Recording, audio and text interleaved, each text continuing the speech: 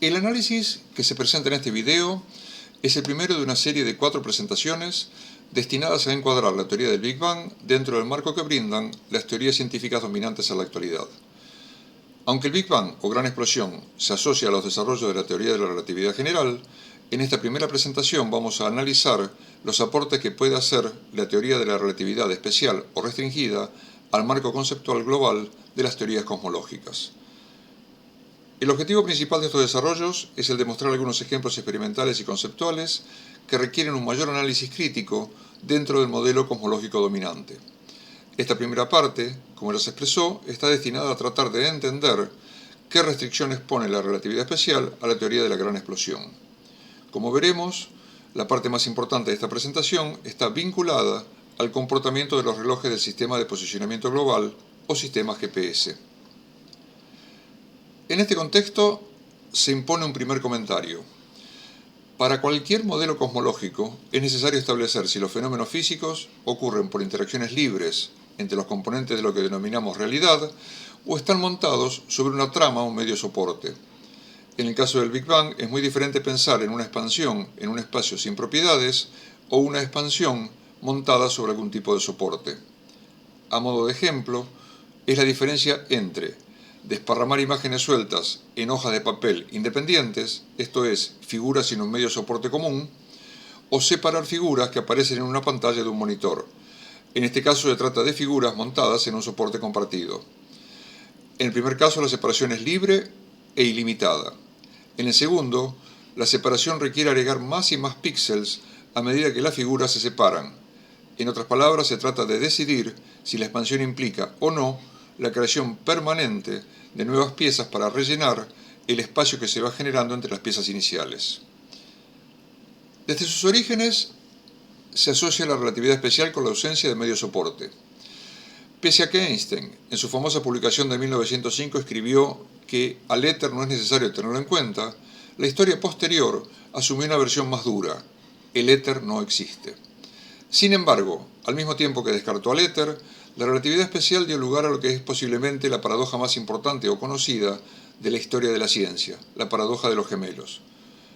En realidad, tanto en los libros de texto como en las charlas de divulgación, se afirma que la paradoja de los gemelos no es realmente una paradoja, porque de serlo, invalidaría los desarrollos de la relatividad especial.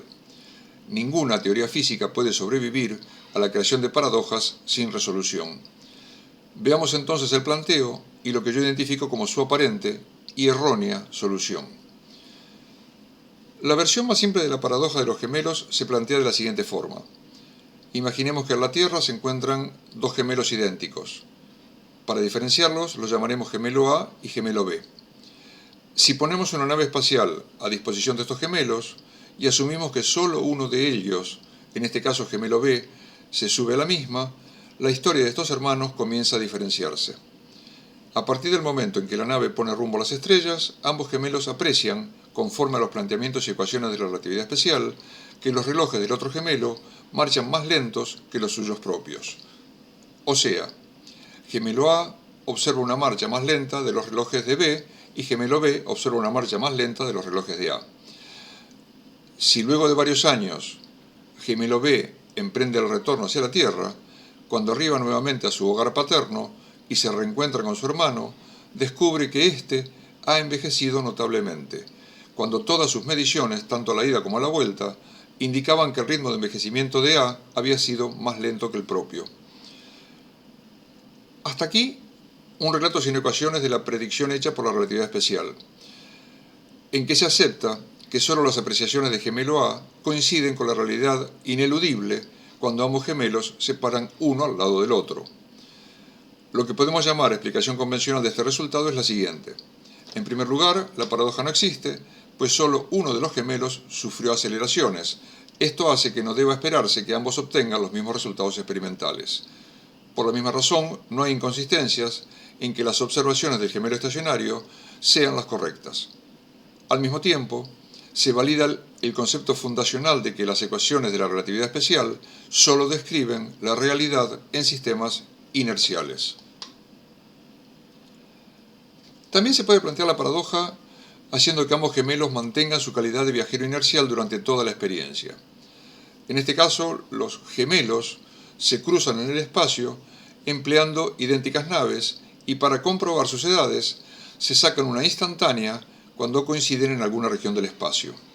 Ambas fotos, las tomadas por cada gemelo, son totalmente coincidentes, indicando que poseen la misma edad al momento del cruce. Sin embargo, cada uno observa que las longitudes son más cortas y los ritmos más lentos en la otra nave. De hecho, una vez que se alejan, cada uno observa, por ejemplo, mediante mensajes y fotos enviados de una nave a la otra, que esta característica se mantiene a lo largo del recorrido. En este caso, la explicación aceptada indica que no hay paradoja, pues los gemelos no vuelven a encontrarse, de modo que nunca pueden contrastar en forma directa, sin someterse a aceleraciones posteriores, cuál es el envejecimiento relativo. En otras palabras, nunca vuelven a coincidir en el mismo lugar. En relación con este resultado, la relatividad especial concluye que ambos gemelos tienen razón en sus observaciones, dado que la realidad la establece la medición en cada sistema inercial. Sin embargo, existe una variante de esta segunda forma de presentar la paradoja. Si, como en el caso anterior, se cruzan ambos gemelos en sendas naves espaciales que se trasladan a velocidad constante, podemos volver a considerar lo que observa cada uno en el otro viajero. Sin embargo, si, ampliando el campo de visión, vemos que la trayectoria es mucho más amplia y los gemelos en realidad están recorriendo una misma circunferencia en sentidos opuestos, al cabo de cierto tiempo, ambos gemelos vuelven a encontrarse en el mismo punto inicial, con la característica notable de que ninguno de ellos estuvo sometido a condiciones diferentes a las del otro. Y ahora sí tenemos una verdadera paradoja. Ambos esperan encontrar a su gemelo más joven, pero en la nueva instantánea descubren que ambos han envejecido exactamente al mismo ritmo. En este caso, la explicación oficial no es una explicación, sino una simple negación. Se dice que el planteo no es válido porque la gravedad o las aceleraciones necesarias para lograr órbitas circulares hacen que no puedan aplicarse los cálculos de la relatividad especial. Y esto es absolutamente falso. Veamos con más detalle por qué afirmo que esa negación está viciada de falsedad. En primer lugar, los gemelos están sometidos exactamente a la misma experiencia. Por otro lado, la gravedad terrestre no invalida las mediciones de relojes en movimiento a la superficie de la Tierra. De hecho, la relatividad especial se desarrolló para explicar resultados experimentales obtenidos en la superficie de la Tierra. A su vez, sabemos con certeza absoluta que los relojes de los satélites GPS atrasan exactamente lo que indica la relatividad especial para objetos que se trasladan a 14.000 km por hora respecto a la superficie terrestre, esto es, unos 7 microsegundos por día. Además, la órbita indicada puede tener un diámetro tan grande como nuestra galaxia o más aún, haciendo casi superponibles la recta tangente a la circunferencia con un arco de esa misma circunferencia, aunque hablemos de recorridos de varios años luz de longitud. De este modo, el hecho de que la trayectoria final sea una circunferencia no puede invalidar las mediciones hechas en cualquier tramo prácticamente rectilíneo del recorrido. Y quizás, como argumento más contundente, deba considerarse la forma en que Einstein, en 1905, presentó la paradoja de los gemelos. En la que ha sido una de las publicaciones científicas más famosas, puede leerse: si en los puntos A y B del sistema rígido K hay relojes estacionarios que son sincrónicos de acuerdo con las observaciones realizadas en el mismo sistema estacionario K, y si el reloj de A se mueve con la velocidad v hacia el punto B, entonces, a su arribo a B, los dos relojes dejarán de ser sincrónicos. Parece razonable que este resultado sea igualmente válido si el traslado de A hacia B procede a través de una poligonal e incluso si los puntos A y B son coincidentes, salida desde A, recorrido de una poligonal y retorno al mismo punto. De esta forma, concluimos que un reloj en el ecuador debe marchar más lentamente por una muy pequeña cantidad que un reloj similar situado en un polo, si todo el resto de las condiciones son idénticas. Por supuesto, en 1905 era impensable llevar a cabo un experimento como el planteado por Einstein, con un reloj en un polo y otro en el ecuador terrestre. No existían ni relojes de la precisión necesaria, ni la forma de contrastarlos a tiempo real. Muy diferente es la situación actual, cuando una variante muy simple de este experimento se lleva a cabo permanentemente con el sistema de relojes que emplean los satélites del sistema GPS. Como ya se mencionó, y en todo de acuerdo con los cálculos de relatividad especial, todos los relojes GPS atrasan con respecto a los relojes estacionarios a la superficie de la Tierra unos 7 microsegundos por día como consecuencia de orbitar a razón de unos 14.000 km por hora. Pero esos mismos relojes no atrasan entre sí, pese a trasladarse a más de 20.000 km por hora entre ellos. Llegados a este punto, es necesario hacer una aclaración que considero fundamental y que conduce a la verdadera explicación de este resultado. A las transformadas de Lorentz, corazón de cálculo de la relatividad especial, se puede llegar mediante dos modelos de la realidad. En el planteo de Einstein de 1905, la velocidad de la luz es realmente constante en todos los sistemas inerciales y las deformaciones de tiempos y longitudes son sólo aparentes. En este modelo, la relatividad especial de Einstein, no existe una realidad profunda. Todos los observadores inerciales tienen derecho a considerar su realidad experimental como la realidad. Pero en el planteo de Lorentz, hecho con más de una década de anticipación, la velocidad de la luz es sólo aparentemente constante y las deformaciones de tiempos y longitudes son reales. Debe notarse que las transformaciones matemáticas que conducen a las ecuaciones de la relatividad especial se denominan transformadas de Lorentz y no transformadas de Einstein, dado que Lorentz fue quien las popularizó basando sus desarrollos en la existencia de un medio soporte para todos los fenómenos físicos. Posteriormente, el genial matemático Poincaré reforzó los desarrollos iniciales de Lorentz.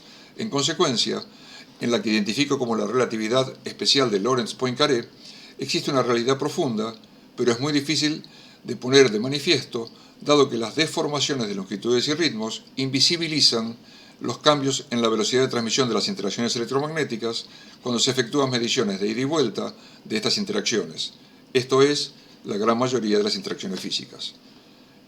En el primer caso, Einstein, se puede prescindir del medio soporte y en el segundo, Lorentz-Poincaré, es necesario un medio soporte en el que se producen las deformaciones de distancias y ritmos. La corriente principal del desarrollo científico se decantó por la relatividad de Einstein, pero solo las deformaciones verdaderas deshacen la paradoja presentada en este video. En resumen, el comportamiento rutinario de los relojes GPS obliga a adoptar la relatividad de Lorentz-Poincaré. Pero las cosas no son tan fáciles. La afirmación previa retrotrae las cosas a la existencia de un medio soporte. Y en este punto conviene recordar que cuando se descartó el éter, ondas y partículas se consideraban cosas muy diferentes. Las ondas podían propagarse por el éter, pero las partículas debían atravesarlo y sin rozamiento. Se entiende que fuera más fácil postular la no existencia del éter, aunque los resultados violentaran la lógica. En la actualidad es perfectamente admisible que la clasificación en ondas y partículas la tomemos solo como una costumbre arcaica y ambos fenómenos se consideren como diferentes manifestaciones de la energía y se propaguen ambas por un único medio soporte. De hecho, esa sería la explicación más sencilla para que las partículas no puedan trasladarse a mayor velocidad que las ondas. Si las partículas son solo un agrupamiento coordinado de los constituyentes del soporte, no habría forma de que se trasladaran a mayor velocidad que las perturbaciones en ese medio. Al igual que un tornado, movimiento coordinado de moléculas del aire, no puede moverse a más velocidad que las perturbaciones en el aire, como el sonido o las ondas de presión. Ahora la pregunta pasa a ser, ¿a qué nos lleva todo esto? Y la respuesta es que la relatividad especial requiere un medio soporte para evitar las paradojas. De esta forma, adoptando la relatividad de Lorentz-Poincaré, las deformaciones de longitudes y ritmos son reales y la velocidad de la luz solo parece constante como consecuencia de dichas deformaciones, y esas deformaciones impiden detectar el movimiento absoluto en experiencias de ida y vuelta de la señal. Y, por supuesto, las ecuaciones de la relatividad especial pueden aplicarse a sistemas acelerados. La aceleración no es más que un cambio de velocidad. Solo se trata de hacer las cuentas punto a punto. Y para cerrar momentáneamente esta serie de presentaciones, debemos concluir que la teoría del Big Bang tiene que incluir la trama o soporte universal de las manifestaciones físicas. A esta altura quiero mencionar que los desarrollos de esta primera presentación, con las ecuaciones adecuadas y análisis conceptuales más profundos, están disponibles en un libro publicado en 2005, La relatividad conceptual. Los próximos desarrollos son los siguientes. Un breve análisis del tema la relatividad general y el éter, hecho por el propio Einstein en 1920. Una demostración de que el medio soporte solo puede ser discreto o discontinuo, siguiendo los lineamientos de la escuela atomista de Demócrito de Abdera y la más básica lógica físico-matemática, y para cerrar la serie, un análisis de los verdaderos problemas del Big Bang. Estos son los libros cuyo contenido se desarrolla en esta serie de videos. Para quienes viven en Argentina, por ahora, la venta y distribución se ha implementado a través de Mercado Libre. El link adecuado se puede copiar en los comentarios.